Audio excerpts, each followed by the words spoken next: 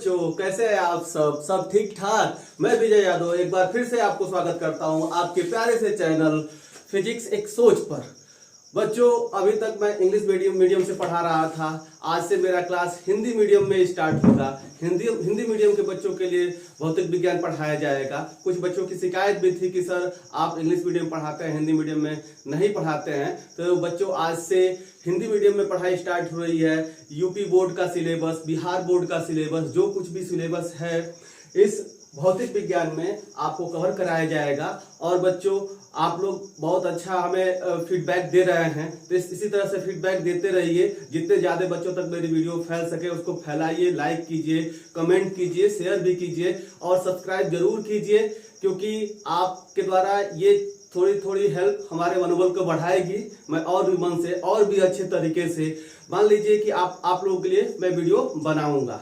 तो ठीक है। तो बच्चों, आपने 11th की जो पढ़ाई की है उसमें थोड़ा मस्ती वस्ती चल गई है, लेकिन अब ये मस्ती नहीं चलेगी। आपका 12th आ गया है। 12th की पढ़ाई बिल्कुल सीरियसली करनी है, क्योंकि आपको बोर्ड में अच्छे मार्क्स लाने हैं। और जो लोग 11th में अच्छे मार्क्स लाए हैं या पढ़ के आए हैं, उनको वनडे एग्जाम देना है, नीट देना है, IIT देना है। कभी भी अपने सोच को छोटा नहीं रखना है। मैं सारे तरह के क्वेश्चन बताऊंगा, NCERT प्रॉब्लम सॉल्व कराऊंगा, न्यूमेरिकल्स बताऊंगा। आप लोग तैयार रहे, कॉपी पेन लेकर नोट्स बनाएं, इस पे क्वेश्चन जो बताया जा रहा है उसको बनाएं, और भी सारे क्वेश्चन को सॉल्व करें। जो ना आए मैं व्हाट्सएप नंबर दे दूंगा या इसी के नीचे कमेंट करके पूछें, मैं जरूर सारे क्वेश्चन का जवाब देने का प्रयास करूंगा। तो चलिए हम स्टार्ट करते हैं आज का पहला लेक्चर क्लास 12 का भौतिक विज्ञान का। और हम जानते हैं जैसे कि क्लास 11th में 2 पार्ट फिजिक्स का हुआ करता था भौतिक विज्ञान का, वैसे ही क्लास 12 में भी 2 भाग है। पहले भाग को हम वैद्युत चुंबकत्व के नाम से जानते हैं, जो हमारा 2 पार्ट है। तो पहले पार्ट को हम किस नाम से जानते हैं? वैद्युत चुंबकत्व के नाम से जानते हैं, जिसको अंग्रेजी में हम इलेक्ट्रोमैग्नेटिज्म कहते हैं। तो बच्चों, सबसे पहले वैद्युत चुंबकत्व होता क्या है? सबसे पहले पार्ट में 8 चैप्टर है और 8 चैप्टर मिलकर भौतिक विज्ञान का एक विशेष शाखा बनाता है, और उस शाखा का नाम है वैद्युत चुंबकत्व। तो वैद्युत चुंबकत्व क्या होता है? तो चलो इसका डेफिनेशन हम समझ लेते हैं। वैद्युत चुंबकत्व भौतिक विज्ञान का वह शाखा होता है जिसमें हम वैद्युत चुंबकीय बलों का अध्ययन करते हैं, जिसमें हम वैद्युत चुंबकीय बलों का अध्ययन करते हैं। और ये वैद्युत चुंबकीय बल कैसे उत्पन्न होते हैं? तो ये वैद्युत चुंबकीय बल वैद्युत आवेशों के द्वारा उत्पन्न होते हैं। तो बच्चों, वैद्युत आवेश के परिभाषा देने से पहले कुछ ऐसी चीजें हैं जो मैं समझा दे रहा हूं। हमारा पहला टॉपिक ही रहेगा वैद्युत आवेश। तो वैद्युत आवेश क्या होगा, पहले क्या हमें पढ़ना है, इसको मैं समझा दे रहा हूं। उसके बाद मैं वैद्युत आवेश से ही आपका ये पहला लेक्चर स्टार्ट करूंगा। तो वैद्युत आवेशों की वजह से जो उनके बीच में जो फोर्स लगता है, या जब वो मोशन में रहते हैं, जब वो गति में रहते हैं, तो उनके बीच में जो बल लगता है, उसी के बारे में ये पूरा वैद्युत चुंबकत्व हमें पढ़ना है। तो ये आप लोगों ने ये डेफिनेशन परिभाषा से सुन ही लिया होगा, इसको लिख लेंगे। इसका परिभाषा क्या होता है? ये जो वैद्युत चुंबकत्व है, इलेक्ट्रोमैग्नेटिज्म है, ये 2 भागों में विभाजित है बच्चों, 2 भागों में। दोनों भागों का क्या नाम है? ये 2 पार्ट में कैसे डिवाइड है? पहले पार्ट का नाम है स्थिर वैद्युतिकी और दूसरे पार्ट का नाम है वैद्युत गतिकी। तो बच्चों, अभी मैंने बताया कि ये जो पार्ट है वो आवेशों के बीच के बल को बताता है।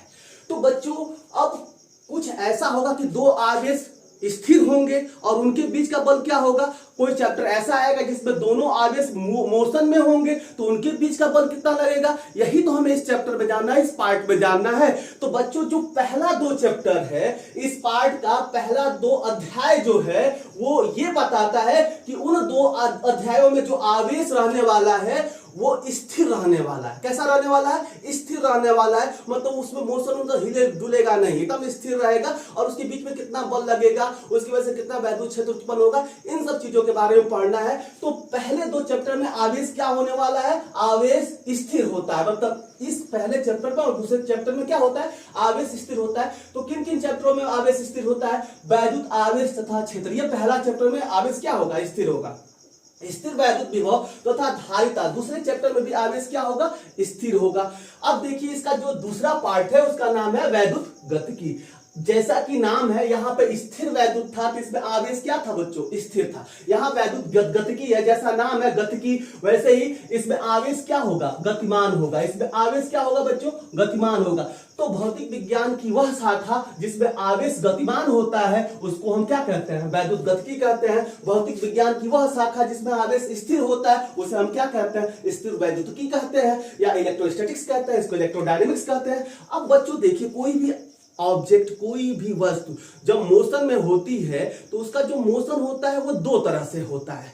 एक समान गति होती है और एक त्वरित त्वरण वाला गति होती है। या तो अवमंदन होता है या तो त्वरण होता है। तो बच्चों उन दो गतियों के आधार पर जहां जहां पर आवेश एक समान रूप से गति करेगा तो वो क्या क्या गुणों को दिखाएगा, किन किन प्रॉपर्टीज को दिखाएगा, वो गुण किन किन चैप्टरों में, किन किन अध्यायों में आते हैं। तो एक समान जब गति करेगा ये आवेश, तो उनके गुणों को किन चैप्टरों में पढ़ना है, थर्ड चैप्टर में पढ़ना है, वैद्युत धारा। इसमें जो आवेश होगा वो एक समान गति करेगा। फोर्थ चैप्टर में आवेश क्या करेगा, एक समान गति करेगा।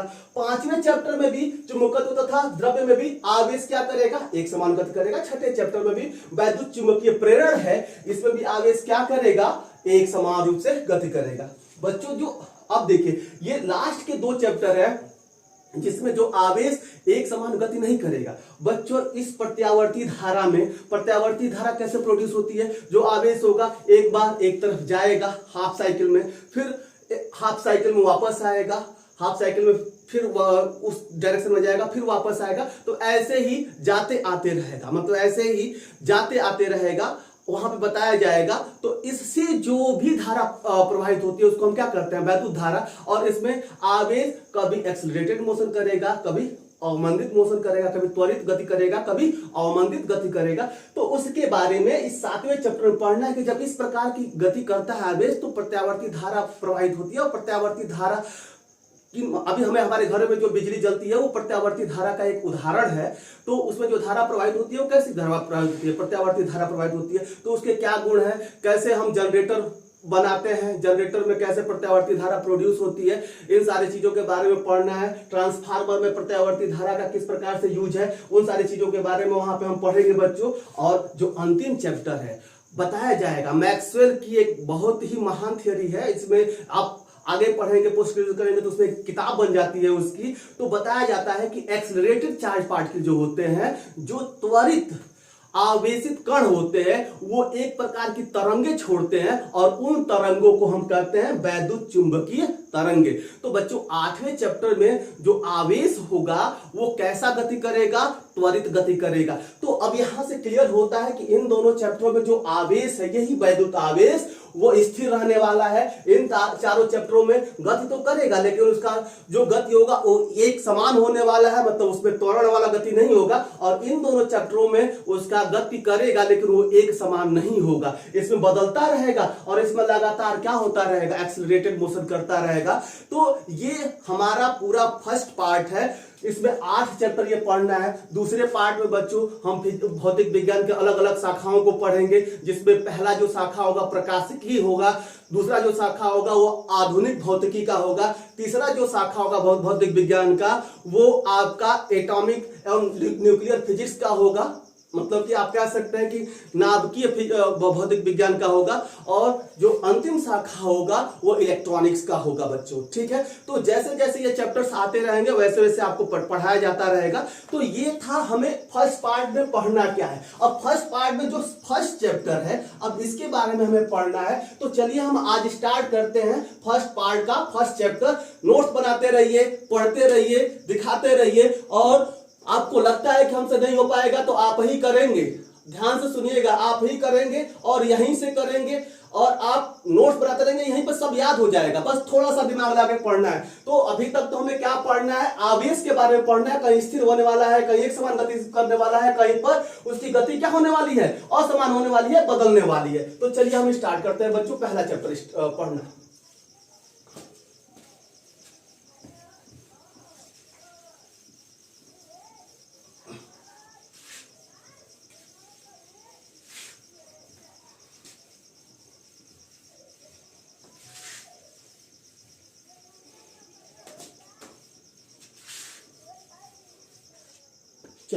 तो पहले चैप्टर का नाम है, अभी आपने देखा, पहले चैप्टर का नाम है आपका वैद्युत आवेश तथा क्षेत्र। वैद्युत आवेश तथा क्षेत्र, इसमें सबसे पहला जो टॉपिक होगा बच्चों वो वैद्युत आवेश होगा, जिसको हम कहते हैं electric charge. Electric charge, electric charge क्या होता है बच्चों? सबसे पहले इलेक्ट्रिक चार्ज क्या चीज होगा? तो इलेक्ट्रिक चार्ज को चलिए हम देख लेते हैं। अब इसको, इसका डेफिनेशन लिख लेते हैं पदार्थ का, उसके बाद समझाते हैं। पदार्थ का वह गुण, वह मूलभूत गुण, मूलभूत गुण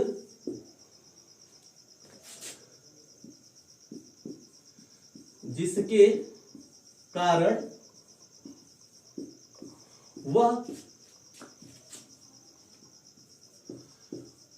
अपने ही जैसे पदार्थों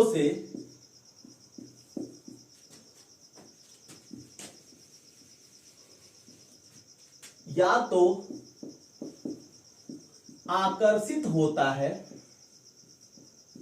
आकर्षित होता है, या प्रतिकर्षित होता है, प्रतिकर्षित होता है। तो बच्चों वैद्युत आवेश का ये क्या है, परिभाषा है। इसको सुन लो कि वैद्युत आवेश का परिभाषा क्या है। बच्चों देखो, पदार्थ का वह मूलभूत गुण जिसके कारण वह अपने ही जैसे पदार्थों से या तो आकर्षित होता है या तो प्रतिकर्षित होता है। अब बच्चों जैसे मान लो कि हम मानव हैं, तो मानव पेड़ से आकर्षित और प्रतिकर्षित नहीं होगा ना। हम मानव हैं, चाहे मान लो कि हम लोगों का शादी विवाह ही होता है, तो किससे होता है? पेड़ों से हो जाता है, इधर उधर के किसी और चीजों से हो जाता है। अब मानव की शादी किसमें होती है? मानव में ही होती है ना, किसी लड़का या किसी लड़की से। आकर्षण या प्रतिकर्षण भी तो इन्हीं लोगों में होता होगा ना। तो उसी तरह से पदार्थ को हम डिफाइन करेंगे कि पदार्थ का वह मूलभूत गुण जिसके कारण वो अपने ही जैसे पदार्थों से या तो आकर्षित होता है या तो प्रतिकर्षित होता है। तो ये अपने जैसे, अगर इसके जैसा कोई पदार्थ नहीं है जिसपे कोई चार्ज ही नहीं होगा, तो उसको कोई आवेश ही नहीं होगा। एक ऐसा पदार्थ जिसपे कोई आवेश ही नहीं होगा, तो न तो वो उसको आकर्षित करेगा न तो प्रतिकर्षित करेगा। मान लो कि कोई आवेश यहां पे है, ये एक आवेश यहां पे है, सुनो। अब यहां पे एक दूसरा कोई पदार्थ रखा गया है, अगर ये भी आवेश होगा तो या तो इसको आकर्षित करेगा या तो इसको ये क्या कर देगा? प्रतिकर्षित कर देगा। अगर ये कोई आवेश है और ये आवेश नहीं है, मान लो कि ये वाला जो दूसरा ये जो पिंड है ये आवेशित नहीं है, तो ये इस पर ना तो आकर्षण बल लगाएगा और ना तो प्रतिकर्षण बल लगाएगा। जैसे कि हम जानते हैं, मान लो कि अभी तो ये इस पे कोई बल नहीं लगाने वाला है। मान लो कि ये कोई एक धन आवेश है, हम जानते हैं कि आवेश दो तरह का होता है, अभी जानते हैं, हम 10th में पढ़े थे कि आवेश दो तरह का होता है। अभी हम पढ़ाएंगे तो कैसे दो तरह का होता है, किस वैज्ञानिक ने बताया था कि ये दो तरह का होता है, उसको हम वहां पे समझाएंगे। लेकिन उसके पहले कुछ देर मान लो कि आवेश क्या होता है? धन आवेश होता है और एक क्या होता है? ऋण आवेश होता है। तो अगर ये धन आवेश है और यहां पर धन आवेश होगा तो इसको क्या करेगा? ये प्रतिकर्षित करेगा। अगर ये धन आवेश है और यहां पे कोई ऋण आवेश होगा तो इसको ये क्या करेगा? आकर्षित करेगा। मतलब धन आवेश को प्रतिकर्षित करेगा और धन आवेश ऋण आवेश को क्या करेगा? आकर्षित करेगा। अब बच्चों मान लो कि यहाँ पे कोई धन आवेश है और एक ऐसा ये पिंड है जिसपे कोई आवेश ही नहीं है, तो बताओ ये इसको आकर्षित या प्रतिकर्षित करेगा क्या? कोई आकर्षित प्रतिकर्षण होगा ही नहीं। तो क्या होगा? वैद्युत आवेश का डेफिनेशन क्या होगा? पदार्थ का वह मूलभूत गुण जिसके कारण वह अपने ही जैसे किसी पदार्थ से या तो आकर्षित होता है या तो प्रतिकर्षित होता है। क्या कहलाता है? वैद्युत आवेश कहलाता है। पदार्थ का वह मूलभूत गुण जिसके कारण वह अपने ही जैसे पदार्थ से या तो आकर्षित होता है या तो प्रतिकर्षित होता है। आगे आप बढ़ा सकते हैं, इसमें लिख सकते हैं जिसे हम वैद्युत आवेश कहते हैं, उस गुण को ही हम क्या कहते हैं, वैद्युत आवेश कहते हैं। तो आप लिख सकते हैं इसके आगे आकर्षित होता है या प्रतिकर्षित होता है, जिसे वैद्युत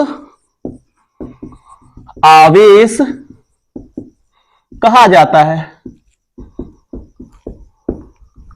तो बच्चों हमको लग रहा है कि आप लोगों ने इसको समझ लिया होगा। अब देखिए ये एक फिजिकल क्वांटिटी है, भौतिक राशि है, तो इसका कुछ ना कुछ इसका क्या होगा, मात्रक होगा। तो बच्चों इसका जो मात्रक होता है, जो इसकी यूनिट होती है, उसको C से रिप्रेजेंट करते हैं और इसे हम क्या कहते हैं, कूलाम कहते हैं। इसका मात्रक क्या होता है, आवेश का जो मात्रक होता है वो क्या होता है, कूलाम होता है। अब देखिए, अब ये जो आवेश होता है, सारी जो भौतिक राशियां होती हैं या तो सदिश राशि होती है या तो अदिश राशि होती है, तो ये कैसी राशि होती है, यह एक अदिश राशि होता है।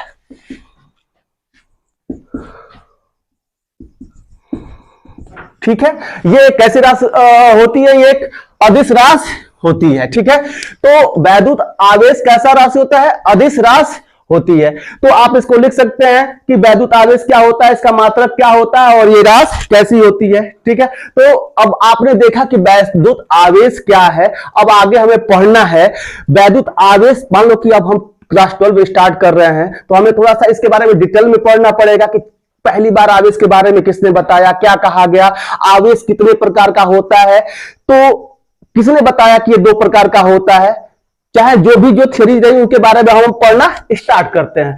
तो अब हम आवेशों की हिस्ट्री के बारे में पढ़ेंगे कि आवेशों का इतिहास क्या रहा, अब उसको हम पढ़ेंगे। तो सबसे पहले अभी हम जानते हैं बच्चों, अगर आप लोग 7-8 में या कहीं पर भी आप 10 में पढ़े होंगे, तो आवेश को जानते हैं कि 2 तरह का होता है, एक धनावेश और एक ऋणावेश। लेकिन ये कैसे होता है, तो सबसे पहले कौन से वैज्ञानिक ने बताया कि धनावेश और ऋणावेश ही 2 प्रकार का चार्ज होता है। इसके पहले किसी वैज्ञानिक ने कुछ सोचा था कि नहीं सोचा था, अब पहले उसको हम देख लेते हैं आवेश के इतिहास के बारे में, उसके बाद से हम बताते हैं कि ये 2 प्रकार का कैसे होता है। ठीक है, तो चलिए हम स्टार्ट करते हैं। आवेश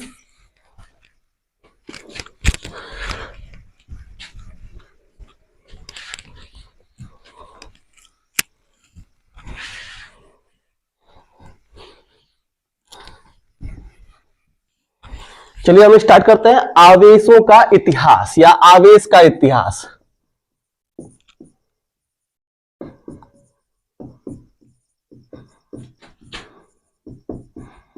हिस्ट्री ऑफ चार्जेज।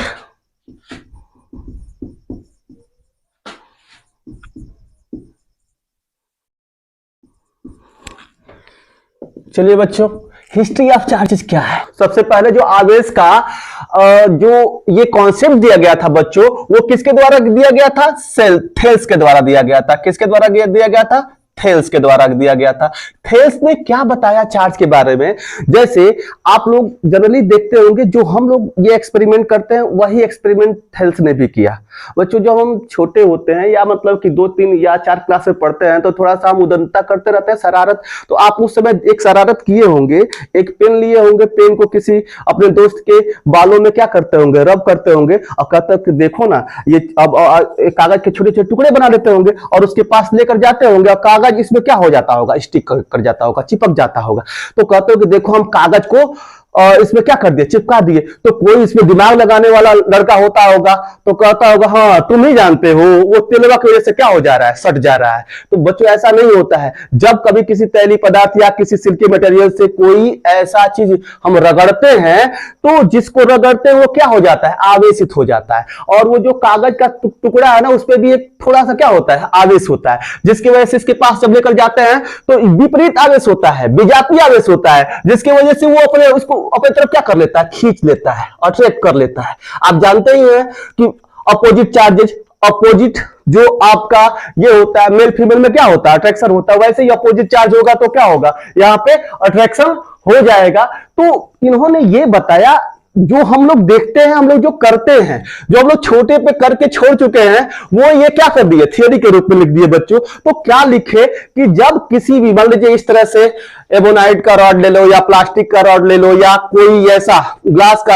रॉड ले लो, मतलब कांच का एक रॉड ले लो, और इसको जब किसी सिल्की मटेरियल से रब करते हैं ना तो इस पे क्या आ जाता है, आवेश आ जाता है। आज से 2600 साल पहले इन्होंने बताया था, 2600 साल पहले इन्होंने बताया था। उसके बाद से जो दूसरा कॉन्सेप्ट आया वो विलियम गिलबर्ट के द्वारा आया बच्चों। किसके द्वारा आया? विलियम गिलबर्ट के द्वारा।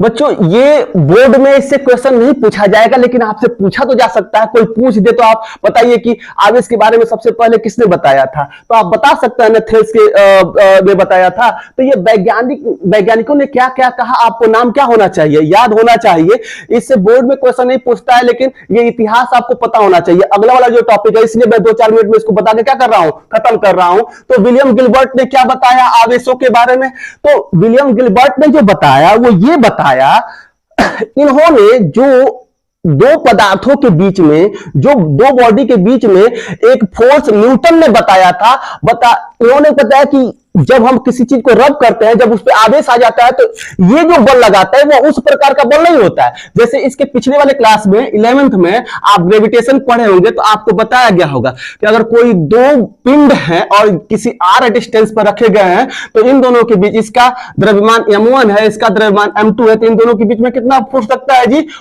ये जी m1 m2 अपान में r² लगता है। ये आप ग्रेविटेशनल फोर्स के बारे में जानते होंगे, गुरुत्वाकर्षण बल के बारे में जानते होंगे कि कोई दो पदार्थ एक दूसरे के पास रखते हैं तो इन दोनों में क्या लगता है, बल लगता है। लेकिन किसी चीज को रगड़ देते हैं, जब आवेश हो जाता है, मतलब कि एक आवेश है, ये दूसरा आवेश है, इन दोनों के बीच का डिस्टेंस r है, तो दोनों आवेशों के बीच भी एक बल लगता है, जिसको हम क्या कहते हैं, स्थिर वैद्युत बल कहते हैं, आवेशों के बीच लगने वाला बल कहते हैं।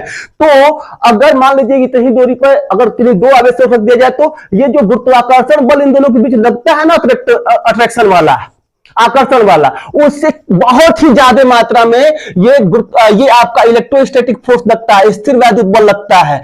अगर ये 1 न्यूटन का लगेगा ना, तो इन दोनों के बीच में कितना लगेगा, 10⁻36 न्यूटन के बराबर लगेगा। अब तुम लोग गिनती करते रहो, जो है जाओ, गिनती कर ही नहीं पाओगे। एक के बाद कितना जीरो लिखना है जी, 36 जीरो लगा दो। अब लगाओ, इकाई, दहाई, सैकड़ा, हजार, 10,000, लाख, करोड़, मतलब क्या लगाते रह जाओ, असंख्य महासंख्य जाके क्या हो जाएगा, खत्म हो जाएगा, गिनती नहीं होगा।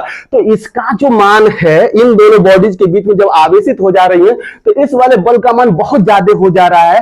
तो ये कुछ काम वाली बात बताए, काम वाली बात ये बताए कि ये जो ग्रेविटेशनल फोर्स लगना चाहिए इन दोनों पिंडों के बीच में, उतना न लगकर उससे ज्यादा ये फोर्स लग रहा है। तो ये गुरुत्वाकर्षण बल नहीं हो सकता है, ये किसी और प्रकार का बल हो सकता है। और इसने बताया कि ये ड्यू टू इलेक्ट्रिफिकेशन, वैद्युतमय हो जाने के कारण, चार्ज हो जाने के कारण, आवेशित हो जाने के कारण इसमें क्या हो रहा है, ये बल लग रहा है। तो आवेश के कारण ये बल लग रहा है और ये ज्यादा है, इसलिए इसको हम क्या कहते हैं, स्थिर वैद्युत बल कहते हैं। इन्होंने एक काम ये किया बच्चों की, ये जो बल बताया इन्होंने केवल बताया कि ये केवल आकर्षण बल होता है, केवल क्या होता है, आकर्षण बल होता है। और एक और गलती की इन्होंने, पहली गलती क्या कर दी इन्होंने, ये पहली गलती ये की कि ये क्या बताया कि केवल ये जो स्थिर वैद्युत बल होता है, स्थिर वैद्युत बल, वो केवल क्या होता है, आकर्षण बल होता है।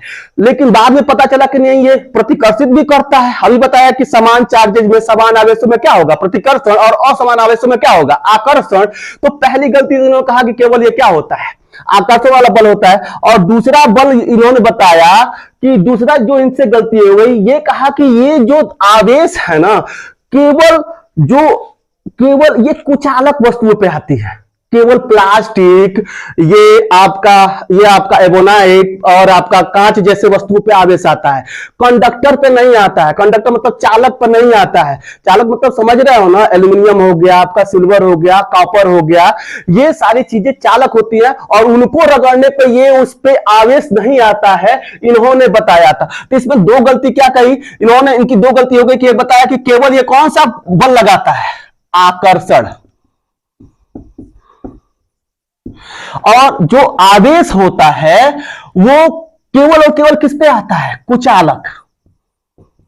कुचालक पदार्थों पे आता है, कुचालक वस्तुओं पे आता है, चालक पे नहीं आता है। तो बाद में ये पता चला, इसके अगले वाले वैज्ञानिक अभी आपके आएंगे फ्रांसिस हक्सबी, वो बताएंगे कि आकर्षण और प्रतिकर्षण दोनों होता है।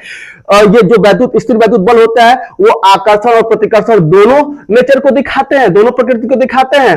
और ये केवल कुचालक में ही नहीं होता है, चालक पर भी आवेश आता है, उसको डूफे बताएंगे बच्चों। तो हम इसको ध्यान से पढ़ते हैं।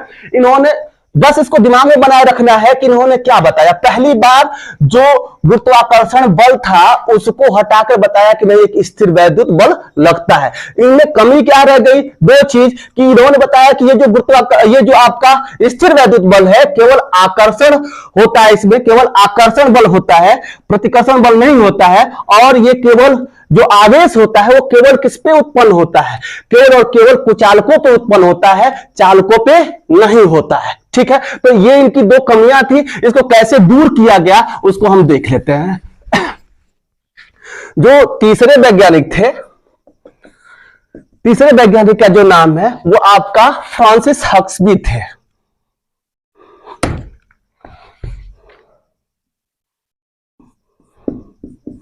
फ्रांसिस हक्सबी। इन्होंने क्या बताया, इन्होंने इन्हीं की एक गलती को सुधारा। इन्होंने कहा कि दो आवेशों के बीच केवल और केवल आकर्षण बल ही नहीं लगता है, प्रतिकर्षण बल भी लगता है। दूसरा कौन सा बल लगता है, प्रतिकर्षण बल भी लगता है।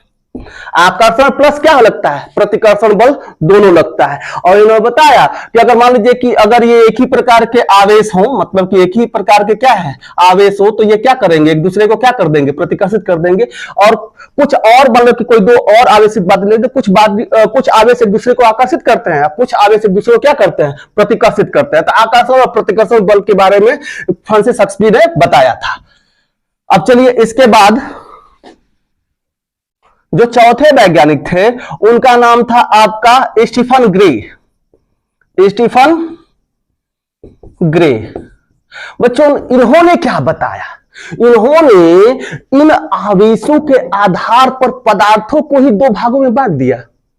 तीसरा भाग तो बाद में पता चला, पहले दो भागों के बारे में हम जानते हैं।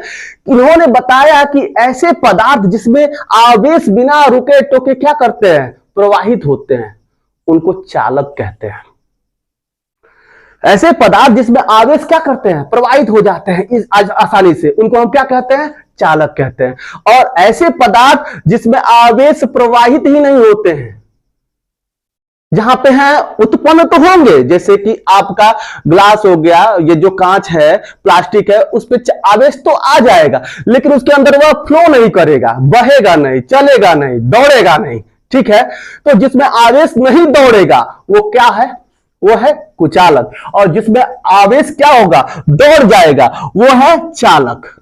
तो चालक क्या है, जिसमें आवेश दौड़ता हो, जिसमें आवेश क्या हो, प्रवाहित होता हो। और कुचालक क्या होता है, जिसमें आवेश दौड़ नहीं पाता है, मोटा हो जाता है, एक ही जगह क्या हो जाता है, स्थिर हो जाता है।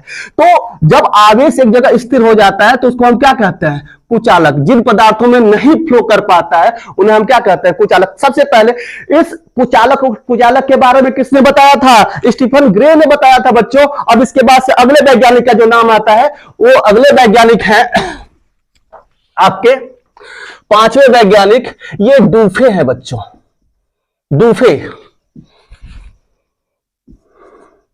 डूफे इनका नाम है, डूफे।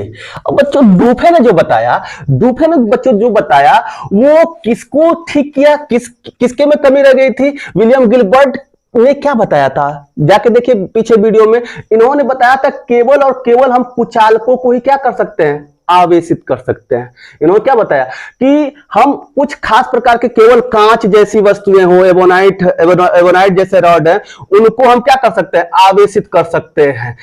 तो डूफे ने बताया कि केवल हम कुचालकों को नहीं, चालकों को भी क्या कर सकते हैं, हम आवेशित कर सकते हैं। इन्होंने बताया, इन्होंने जो इनकी कमी रह गई थी उसको दूर किया। इन्होंने कहा कि जब किसी, मान लो कि कोई चालक है, मान लीजिए कि ये कोई चालक हमने ले लिया और इसका जो हैंडल है, हैंडल पर या तो रबड़ लगा दो या तो कोई प्लास्टिक का कोई चीज यहां पे कवर लगा दो और इसको आप अपने हाथ से इस रबड़ या प्लास्टिक से पकड़े रहो और ऊपर इसको क्या कीजिए, किसी चीज से रगड़िए, बिल्ली के खाल से या किसी चीज से, सिल्की मटेरियल से इसको रगड़िए तो इस पे आवेश आ जाएगा, इस पे आवेश आ जाएगा। बच्चों इन्होंने क्या गड़बड़ी की थी, इन्होंने एक चालक रॉड को लिया था और इस चालक रॉड को हाथ से, नंगे हाथ से पकड़ के उसको रगड़ रहे थे। थोड़ा सा मूर्खता हो गया। अब मूर्खता नहीं कहा जाएगा, मान लीजिए इनको पता ही नहीं होगा कि हमारा शरीर अभी उस समय क्या है, चालक है, ये भी इसमें क्या हो सकता है, आवेश प्रवाहित हो सकता है। तो बच्चों जब इसको इस समय इसको नंगे हाथ से पकड़कर इसको किसी सिल्की मटेरियल से रब किया जाएगा तो जो भी इस पे आवेश होगा ना, इस पे उत्पन्न होगा और हमारे शरीर से होते हुए कहां चला जाएगा, अर्थ में चला जाएगा या हमारे शरीर में ही चला जाएगा। तो जो भी आवेश होंगे, जो इस पे आवेश आएगा वो कहां चला आएगा, इस अर्थ को चला। आवेश पूरे हमारे शरीर से ये नीचे चला आएगा तो इस पे कोई आवेश ही नहीं रहेगा, तो वो कुछ समझ में ही नहीं आएगा, आपको पता ही नहीं चलेगा कि ये आवेशित हुआ है। तो इस प्रकार से मिस्टेक इन्होंने कर दिया था और इस मिस्टेक की वजह से इनको लग रहा था कि कोई भी जो चालक है उसको चार्ज नहीं किया जा सकता, लेकिन डूफे ने ये यहाँ पे इंसुलेटर लगाकर ये इसको चार्ज को इधर ही रोक दिया। बताया कि चालक को भी हम क्या कर सकते हैं, हम आवेशित कर सकते हैं। इसके साथ ही बच्चों ये जो डूफे थे एक और थियरी दिए थे, एक और अपना कॉन्सेप्ट दिए थे और पहली बार इन्होंने बताया कि आवेश कितने प्रकार के होते हैं बच्चों, 2 प्रकार के होते हैं।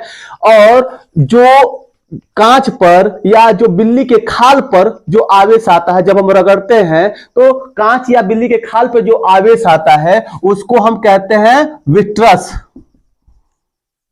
और दूसरे प्रकार का जो आवेश होता है उसको हम कहते हैं रेजिनस। उसको हम क्या कहते हैं, रेजिनस कहते हैं बच्चों।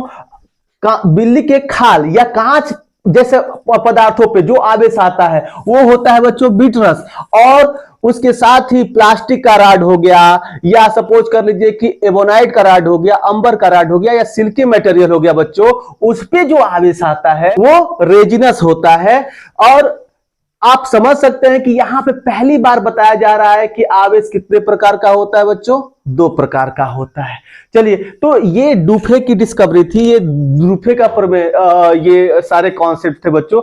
अब हम पढ़ेंगे महान वैज्ञानिक, अब इसके बाद हम महान वैज्ञानिक बेंजामिन फ्रैंकलिन के बारे में पढ़ेंगे। उन्होंने क्या डिस्कवरी दी है, ये आपके एनसीईआरटी में ही है, में भी है। इसको भी आपको क्या करना पड़ेगा, समझना पड़ेगा।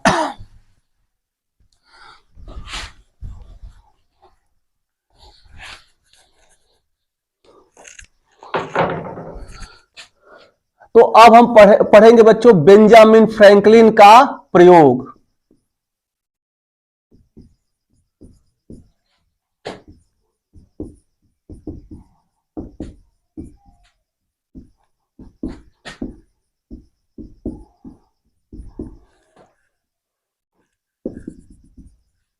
बच्चों अभी इसके पहले डूफे ने बताया कि आवेश कितने प्रकार का होता है, 2 प्रकार का होता है। वो अंदाज से थियोरेटिकल बताए थे।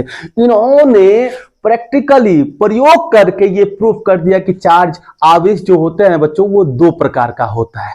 अब इनका प्रयोग क्या था और इस प्रयोग के द्वारा ये कितना चर्चित हो गए, इनको अभी भी ये कहा जाता है कि ये इंजीनियर के दुनिया का पहले इंजीनियर थे।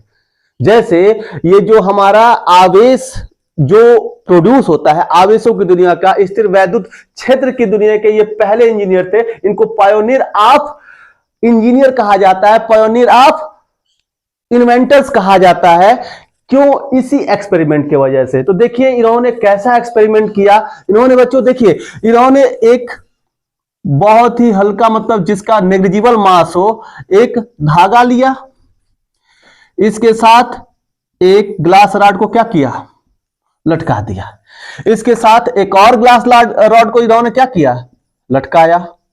दोनों ग्लास के रॉड है, एक ही जैसे रॉड है। और दोनों रॉड्स को सिल्की मटेरियल से, किसी सिल्क मटेरियल से क्या किया, रब किया। ये दोनों कांच के रॉड हैं और दोनों को किससे रब किया, रगड़ा। किससे, एक ही तरह के मटेरियल था जो वो सिल्की मटेरियल था। ये ग्लास का रॉड है, ये भी ग्लास का रॉड है, दोनों को सिल्की मटेरियल से रब किया। अब बच्चों ये दोनों एक ही प्रकार के रॉड हैं और दोनों को सिल्की मटेरियल से ही रब किया जा रहा है। तो बताओ दोनों पे जो आवेश आएगा वो अलग अलग तो आएगा नहीं, वो तो सेम आएगा।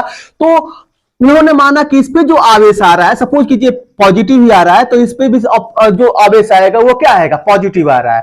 और यहां से इन्होंने देखा कि ये दोनों एक दूसरे में क्या कर रहे हैं, एक दूसरे से दूर हट रहे हैं, यानी कि दोनों के बीच में क्या हो रहा है, रिपल्सन हो रहा है। दोनों आवेशों के बीच में क्या हो रहा है, रिपल्सन हो रहा है। बच्चों इन्होंने एक दूसरा रॉड लिया, यहां पर इन्होंने एक यहां पे अंबर का रॉड लिया, दूसरा भी अंबर का रॉड लिया और इन दोनों रॉड्स को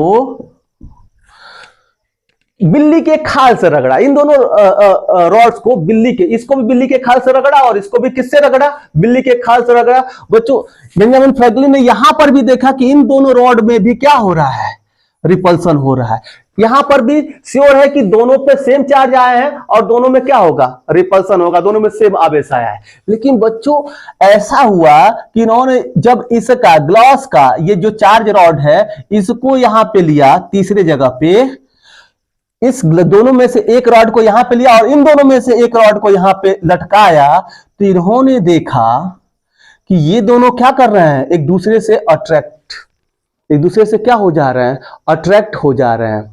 तो बच्चों अगर चार्ज एक ही होता तो इस पे पॉजिटिव आया, इस पे भी पॉजिटिव आया, और एक ही प्रकार का होता तो इस पर भी पॉजिटिव आता और इस पर भी पॉजिटिव आता, पॉजिटिव पॉजिटिव रिपल्सन। तो यहां तक तो सही है, इसमें पॉजिटिव पॉजिटिव रिपल्सन, यहां पर पॉजिटिव पॉजिटिव रिपल्सन। और जब एक रॉड इसको यहां पे लिया जाता और इसका एक रॉड यहां पे लिया जाता तब इस पे पॉजिटिव हो जाता और इसमें भी पॉजिटिव हो जाता, और यहां पर क्या होना चाहिए था बच्चों, यहां पर भी रिपल्सन होना चाहिए था। मतलब कि यहां पर भी क्या होना चाहिए, प्रतिकर्षण होना चाहिए था, लेकिन यहां पे प्रतिकर्षण हुआ नहीं, यहां पे क्या हो रहा था, आकर्षण हो रहा था। तब दिमाग लगाया इन्होंने कि जो आवेश इस पे आया है वो आवेश एबोनाइट रॉड पे नहीं आया, अंबर के रॉड पे नहीं आया है। तो हम कह सकते हैं कि इस पे जो आवेश रहता है उसके अलावा कोई दूसरे तरह का आवेश इस पे आ रहा है। तो अगर इस पे आया है तो मान लो कि इस पे कौन सा आवेश आया है, निगेटिव आवेश आया है, ऋणात्मक आवेश आया है। देखो यहां पर भी सजातीय आवेश हो गए, निगेटिव निगेटिव, यहां पर भी रिपल्सन होगा, यहां पर पॉजिटिव पॉजिटिव रिपल्सन होगा। लेकिन जब एक इसका यहां पर ले रहा है, एक इसका उठाकर यहां पर लिया जा रहा है, तो ये पॉजिटिव और ये निगेटिव और दोनों ये अपोजिट आवेश हो जा रहे हैं, दोनों विपरीत विजातीय आवेश हो जा रहे हैं। इसलिए दोनों में क्या हो रहा है, अट्रैक्शन हो रहा है। और इस तरह से ये प्रयोग आपको कंफर्म करता है कि आवेश कितने प्रकार के होते हैं बच्चों, 2 प्रकार के होते हैं। और इन्होंने सुविधा के मुताबिक मान लिया था, अपने हिसाब से मान लिया था कि जो अपने कन्वेंशनल सोच से मान लिया था कि जो ये कांच का रॉड हो, बिल्ली का खाल हो, इस तरह के मटेरियल पे जो आवेश आता है वो पॉजिटिव होता है। जो प्लास्टिक का रॉड हो, एबोनाइट का रॉड हो, ये जो अभी सिल्की मटेरियल जो इस पर रब किया जा रहा था, इसको कांच को सिल्की मटेरियल से रब किया जाता है, तो अगर इस पे पॉजिटिव आ रहा है तो उस पर क्या आएगा, नेगेटिव आएगा। तो silky material, ebonite rod, plastic का जो रॉड होता है उस पर नेगेटिव चार्ज आता है, ग्लास का जो रॉड है और जो बिल्ली का खाल है उस पर कैसा आवेश आएगा, उस पर आपका आवेश पॉजिटिव आता है बच्चों। मतलब इन्होंने यहां कंफर्म किया कि आवेश 2 प्रकार के होते हैं और सजातीय आवेशों में क्या होता है, प्रतिकर्षण, मतलब पॉजिटिव पॉजिटिव में प्रतिकर्षण, नेगेटिव नेगेटिव में प्रतिकर्षण, और नेगेटिव और पॉजिटिव आवेश में मतलब धनात्मक और ऋणात्मक आवेश में क्या होगा, आकर्षण होता है बच्चों। ठीक है, ये तो बेंजामिन फ्रैंकलिन का प्रयोग था और यहां बताया कि आवेश 2 प्रकार के होते हैं। लेकिन चूंकि यह प्रयोग 1750 में हुआ था बच्चों, उस समय तक इलेक्ट्रॉन का खोज नहीं हो पाया था, इसलिए इलेक्ट्रॉन के आधार पर यहां पर नेगेटिव पॉजिटिव नहीं बताई गई थी। यहां पे बस अपने सोच के आधार बताया जाए कि एक आवेश को पॉजिटिव मान लेते हैं और दूसरे आवेश को क्या मान लेते हैं, नेगेटिव मान लेते हैं। ठीक है, और सजातीय आवेशों में प्रतिकर्षण और विजातीय आवेशों में क्या हो रहा है, आकर्षण हो रहा है। अभी जो इलेक्ट्रॉन के आधार पर नेगेटिव और पॉजिटिव चार्ज होते हैं उसको हम आधुनिक संकल्पना के अनुसार जानते हैं। तो आधुनिक संकल्पना नेगेटिव पॉजिटिव चार्जेस की जो आधुनिक संकल्पना है वो क्या है, ये अगले टॉपिक में हम पढ़ने जा रहे हैं।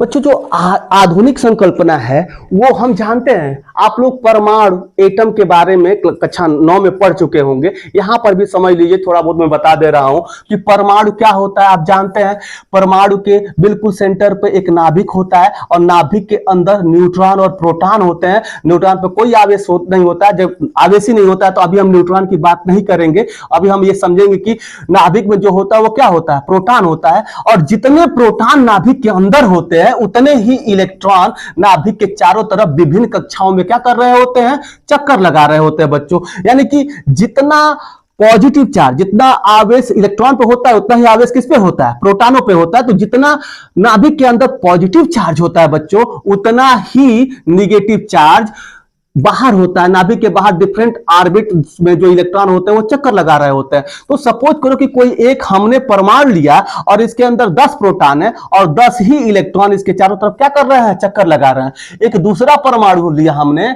और इसमें नाभिक के अंदर सपोज कीजिए कि 12 प्रोटॉन है और 12 इलेक्ट्रॉन इसके डिफरेंट ऑर्बिट में अलग अलग कक्षाओं में क्या कर रहे हैं, चक्कर लगा रहे हैं। अब बच्चों मॉडर्न संकल्पना यह कहता है कि अगर मान लो कि किसी भी नाभिक से या किसी भी परमाणु से कुछ इलेक्ट्रॉन निकलकर दूसरे परमाणु में चले जाए तो क्या होगा। आप यहां पर से देखिए, सपोज कीजिए कि इसी से 2 इलेक्ट्रॉन निकलकर इधर चला है, चाहे इससे ही 2 इलेक्ट्रॉन, सपोज करिए कि इसी से 2 इलेक्ट्रॉन इधर निकल के चला जाए। हम मान लेते हैं सपोज कीजिए कि इसी से 2 इलेक्ट्रॉन यहां से क्या हो गया, निकल के चला है। तो आप देखिए अगर यहां से 2 इलेक्ट्रॉन निकल के आए, मान लीजिए 2 इलेक्ट्रॉन निकल कर आए, तो इसके पास कितने इलेक्ट्रॉन हो जाएंगे बच्चों, 10 + 2, और इसमें से 2 घट गए तो कितने हो जाएंगे, 12 - 2 इलेक्ट्रॉन। अब इसमें बताइए कि इस वाले परमाणु में कितने इलेक्ट्रॉन, इसमें 12 इलेक्ट्रॉन हो जाएंगे और 10 प्रोटॉन, 10 पॉजिटिव चार्ज से 10 नेगेटिव चार्ज, तो क्या हो जाएगा, कैंसिल आउट हो जाएगा। 10 नेगेटिव चार्ज तो क्या हो जाएगा, कैंसिल आउट हो जाएगा। तो इस पे कितने नेगेटिव चार्ज बचेगा बच्चों, 2 इलेक्ट्रॉन एक्स्ट्रा हो जाएगा, जिसकी वजह से इस पे कितना नेगेटिव हो जाएगा, 2 ऋणात्मक चार्ज हो जाएगा। और आप यहां पे देख सकते हैं कि यहां पे मतलब कि आप देख सकते हैं कि 12 हो जा रहा है, 10 2 12 इलेक्ट्रॉन हो जा रहे हैं, 10 ही प्रोटॉन। अगर मतलब 10 प्रोटॉन 10 इलेक्ट्रॉन से कट जाएंगे, 2 एक्स्ट्रा होगा, इसलिए इस पे 2 नेगेटिव चार्ज। और यहां पे कितना बचेगा, 12 में से 2 जाएगा, 10 इलेक्ट्रॉन होगा और 12 प्रोटॉन, 12 पॉजिटिव चार्ज और 10 नेगेटिव चार्ज, इसलिए इस पे कितना पॉजिटिव चार्ज बच जाएगा बच्चों, 2 पॉजिटिव चार्ज बच जाएगा। तो आप यहां से देख सकते हैं कि अगर 2 कोई पदार्थ हो या 2 कोई परमाणु हो, जिस परमाणु या पदार्थ से इलेक्ट्रॉन बाहर निकलते हैं, जितने भी इलेक्ट्रॉन बाहर निकलते हैं उस पे उतने ही पॉजिटिव चार्ज आते हैं, और जिसमें जितने इलेक्ट्रॉन एक्स्ट्रा इलेक्ट्रॉन उसमें एंटर करते हैं उस पे उतना ही ऋणात्मक चार्ज आता है। और इस तरह से पदार्थों को हम क्या कर सकते हैं, चार्ज कर सकते हैं। इलेक्ट्रॉनों की डेफिशिएंसी और एफिशिएंसी के आधार पर अगर किसी परमाणु में या किसी पदार्थ में इलेक्ट्रॉनों की अधिकता हो जाए तो उस पर कौन सा आवेश आता है बच्चों, ऋणात्मक आवेश आता है, नेगेटिव चार्ज आता है। और जिसमें इलेक्ट्रॉनों की कमी आ जाती है उस पर पॉजिटिव चार्ज आता है। तो इस पूरे लेक्चर के माध्यम से बच्चों में बताना चाहता हूं कि जो आवेश होते हैं वो 2 तरह के होते हैं, और यही आधुनिक संकल्पना आपको पढ़ना पड़ेगा कि इलेक्ट्रॉन ज्यादा हो जाएंगे तो नेगेटिव, कम हो जाएंगे तो पॉजिटिव। और एट लास्ट आपको पता चल गया होगा कि सजातीय आवेशों में, सजातीय आवेश मतलब क्या, अगर कोई 2 धन धन आवेश हो या ऋण ऋण आवेश हो तो इनको सजाती कहा जाएगा। इसके जात का ये है, इसके जात का ये है, ये मेल है, ये क्या है, फीमेल है। तो मेल मेल में क्या होगा, प्रतिकर्षण, फीमेल फीमेल में क्या होगा, प्रतिकर्षण। लेकिन मेल और फीमेल में क्या हो जाएगा, आकर्षण। मेल और फीमेल में क्या हो जाएगा, विजातीय आवेशों में क्या हो जाएगा, आकर्षण, और सजातीय आवेशों में क्या हो जाएगा, आकर्षण। तो अभी ये कंफर्म हुआ कि चार्ज 2 प्रकार के होते हैं, नेगेटिव पॉजिटिव। सजातीय आवेशों में प्रतिकर्षण और विजातीय आवेशों में क्या होता है, आकर्षण होता है। तो बच्चों आज आपने ये समझा कि आवेश का इतिहास क्या है, इस पहले चैप्टर में हमें पढ़ना क्या है, आवेशों के बारे में विभिन्न वैज्ञानिकों ने क्या क्या अपनी संकल्पनाएं दी थी, क्या अपना कॉन्सेप्ट दिया था, और कैसे एक्सपेरिमेंटली बेंजामिन फ्रैंकलिन ने प्रूव किया कि आवेश दो प्रकार के होते हैं, और मॉडर्न जो आधुनिक संकल्पना है आवेशों की वो क्या है, और आवेश दो प्रकार के होते हैं तो किनके किनके बीच में आकर्षण बल लगता है, किन प्रकार के चार्जेस के बीच में प्रतिकर्षण बल लगता है। बच्चों, अगर ये वीडियो अच्छी लगी हो तो आप जरूर इसको लाइक, शेयर और जितना हो सके उसको उतना फैलाएं, और अगले वीडियो में बताऊंगा कि आवेशों को कैसे उत्पन्न किया जा सकता है और आवेशों का गुण क्या होता है। तो नेक्स्ट वीडियो आपके सामने आएगा। बच्चों, अपना नोट्स बनाते रहिए और पढ़ते रहिए। मैं मिलता हूं कल नेक्स्ट वीडियो के साथ। Bye bye, tata. कितना देर में लगा?